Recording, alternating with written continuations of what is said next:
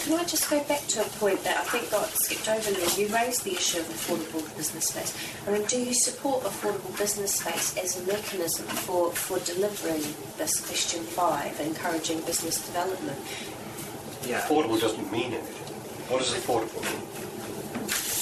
Affordable to whom?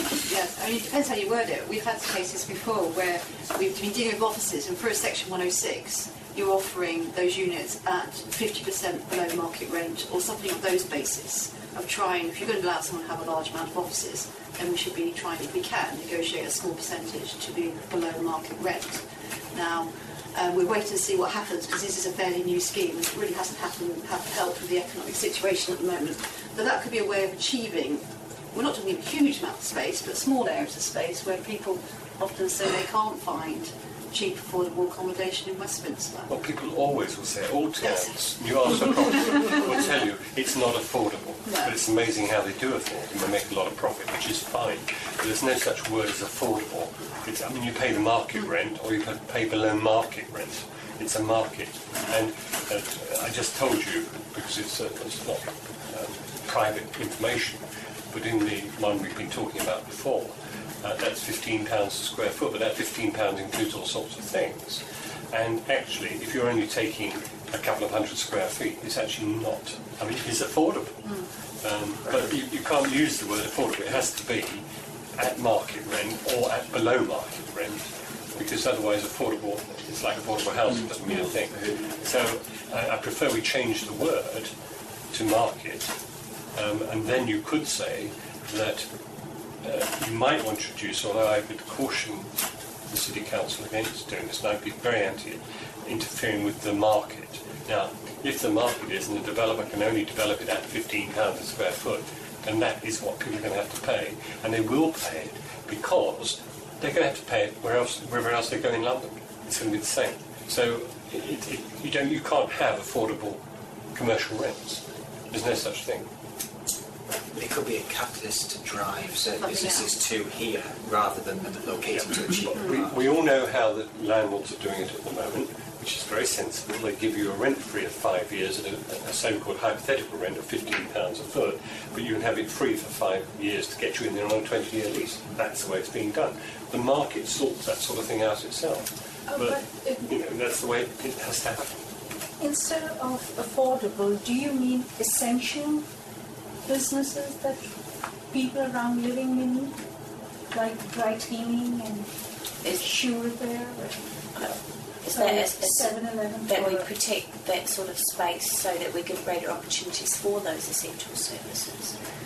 So maybe those are the sort of businesses you would want to try and negotiate for. I think what we mean is spaces that a startup business could locate in, or a business that has been going for a couple of years but is still, not reached its full potential, and so successful businesses will always locate in Westminster. I think what we're concerned with is being able to provide spaces where new businesses and small developing businesses, the big wealth creators of tomorrow, will be able to locate in Westminster as well.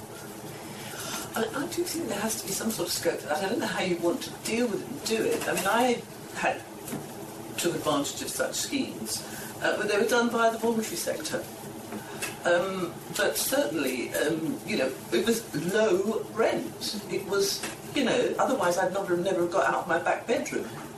And it's really difficult to function. You can't function at market rates in an area like this, but you are going forward.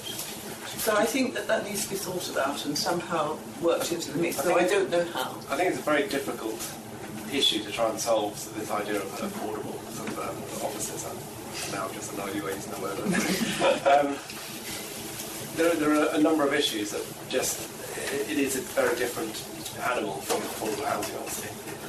If you're building a big mixed-use scheme like on the Paddington Central like that, to then have effectively subsidised offices in there, it causes an awful lot of problems with the tenure.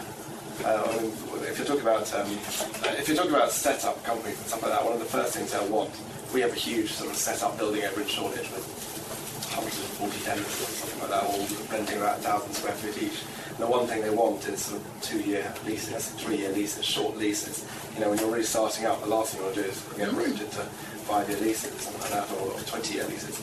So if you're going to start doing subsidised offices, you really need someone to effectively take a lease over the whole thing, and then, you know, run it as a business, as a incubator kind of business who will then sublet out. It's very difficult to actually, through a planning condition or a section 106 or something like that, so I struggle to see how you would build something like Paddington Central and say one aspect of it is going to be, you know, below market rent, and then stand back and expect that to run itself.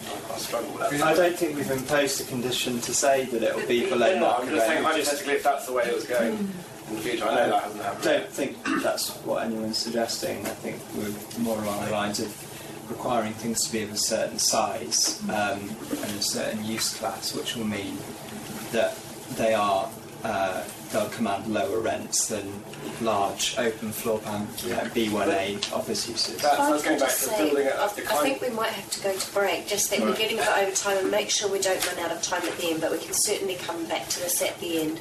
But I think the other thing that I might want to say is it might be the case for this specific one that we need to put a few different specific options together with the detail about how they might work, and then explore the actual, because it really does come back down to the technical ability for these things to be workable, and we need to have Can you answer one question before you say that? Well, we might be applying our minds during our ice creams, hopefully.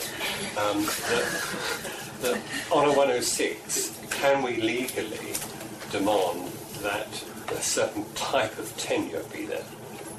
What I'm getting at there is, and it's absolutely right, that a lot of these people don't want to go into commitment for 20 years, they only want 2-year commitments. Yeah. Can we actually say, right, this building is only suited? Yeah. We've done it. Yeah. We've done it. Oh, so it is possible? It is possible. Fine, yeah. It's achievable. Yeah, all right, sorry to cut that short. If everyone just wants to have a break, I think if we come back at 50... I think at 8 o'clock. At 8 o'clock, I think that'll give everyone time to clear their heads.